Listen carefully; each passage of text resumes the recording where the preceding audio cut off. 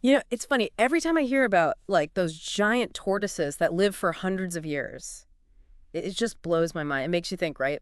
What's the secret sauce? And more importantly, is there any chance we could bottle it? Well, let's just say Mm. those tortoises might be onto something. Oh, is that right? There's a fascinating new study out of Spain that dives deep into this whole aging thing. Hit me with it. It looks at epigenetics, specifically something they're calling epigenetic noise. Hmm. And get this, it seems like they may have found a potential ceiling for how long mammals, yep, us included, Yeah. can All right. actually live. Well, okay, hold on. Before we get ahead of ourselves, can you back up for a second? Epigenetics. That one always throws me for a loop. Could you give me a little refresher on what exactly that means? Of course, of course. It's really not as complicated as it sounds. Right. Just think of it this way. Your DNA, right? It's basically the instruction manual for building and running your body. Right. I'm with you so far. Now imagine someone takes that instruction manual and starts scribbling notes all over it, Right. circling things, crossing things out, adding little comments in the margins. That, in a nutshell, is epigenetics. It's how your environment and everything you experience can change the way your genes express themselves without actually altering the DNA itself. So my DNA is like the base code, and epigenetics is all the updates and patches life throws at it. Exactly. I like that analogy. Software updates for yourselves? Right. And just like with any software, those changes can be good, bad, Hmm. It all depends on what they are. And what this study focused on is how these epigenetic changes, particularly the randomness or the noise in those changes, are connected to lifespan in different mammals. Interesting. So more scribbles in the instruction manual dot shorter lifespan. It's a little more nuanced than that, actually. They found that mammals that live longer tend to accumulate this epigenetic noise slower than those with shorter lifespans. Oh, okay. So it's more like they figured out a way to keep their instruction manuals tidy. Precisely. Fascinating. So tell me more about this noise. What's it look like at a genetic level? Okay, so picture this. You're trying to follow a recipe, but someone's gone crazy with a highlighter. Okay, I'm with you. They've scribbled notes everywhere, erased some of the ingredients. It'd be total chaos. All right. Yeah, good luck making that dish. Exactly. And that's kind of what epigenetic noise is like. It's not just about adding more notes. It's the inconsistencies, the conflicting changes, even the loss of some of those epigenetic marks, all that randomness. Yeah. It makes it harder for your cells to read the instructions properly. So less like taking neat notes and more like someone spilled coffee on the recipe book. Now you're getting it. And the interesting thing is, it's not simply about things breaking down, you see. The study found that both increases and decreases in specific epigenetic marks contribute to all the noise. Hold on. So too much change is bad, but too little is also bad. I'm not sure I follow. It's all about balance, really. Think of it like an orchestra, right? Yeah. You need every instrument playing at the right time, the right amount to make the music work. Right. Epigenetics, it's similar. Different marks, they all have their own job to do. Maintaining that balance, that's critical for healthy aging. But as we get older, things can get out of whack, Yeah. leading to more of that epigenetic noise. Makes sense. So longer lived animals, they're just better at keeping their epigenetic orchestra in tune. Exactly. And one of the best examples of this comes straight from the animal kingdom. Remember those tortoises we talked about? Mhm. Well, this study, they looked at a bunch of mammals, including the bowhead whale, Yeah. longest living mammal we know of. Oh, wow. Yeah. The ones that can live for over 200 years. That's incredible. Right. And guess what they found? These whales.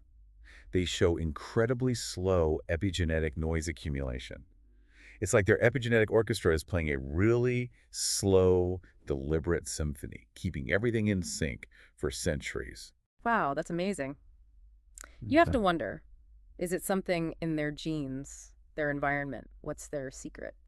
It's probably a mix of things. Yeah. Bowhead whales, they have these unique adaptations that actually protect their DNA from damage. Hmm. In that cold, stable environment they live in, yeah, that probably plays a role too. Right. But here's where it gets really interesting. Based on the rate of this epigenetic noise accumulation they observed, the researchers, they were actually able to estimate a potential maximum lifespan for mammals. Wait, a maximum lifespan? Are you saying there might be a limit to how long we can live? That's exactly what their model suggests. Wow. Okay, so how long are we talking here? Based on their calculations, around 220 years. 220 years. That's mind-blowing. So theoretically, if we could figure out how to slow down this epigenetic noise, could we push past that, live even longer? Now that is a question, isn't it? It's exciting, but a little terrifying at the same time, don't you think? Yeah. It really challenges everything we thought we knew about aging. If we could find a way to keep that balance, our own orchestra in tune for longer, who knows what's possible? It's like we've always thought about getting older as this fixed thing, right? Like it's just going to happen and that's it. But this research, I don't, it kind of makes you think maybe we have more control than we realized. Oh, absolutely. It Yeah. really changes the game. Imagine, what if we could develop therapies that zero in on specific epigenetic marks? Okay. It would be like fine-tuning our epigenomes as we age. Now, we're not talking about, living forever, Right. but the possibility of delaying all those age-related diseases, living Mm. healthier for longer, that's definitely on the table. Sign me up. But this whole study, it was only about mammals, right? Right. What about all the other animals out there, like parrots? Do they have some secret weapon that helps them live longer than us? Yeah. Or is there some kind of universal limit that everyone's hitting up The against? million-dollar question, right? Yeah. This study, it just looked at mammals. So we can't say for sure if the same rules apply to other species. There's still so much we don't know about how aging works across the board. So many questions. Well, while we ponder the mystery of the long-lived parrot, what are some key takeaways from this study you think our listeners should walk away with? Well, I think the biggest thing is aging.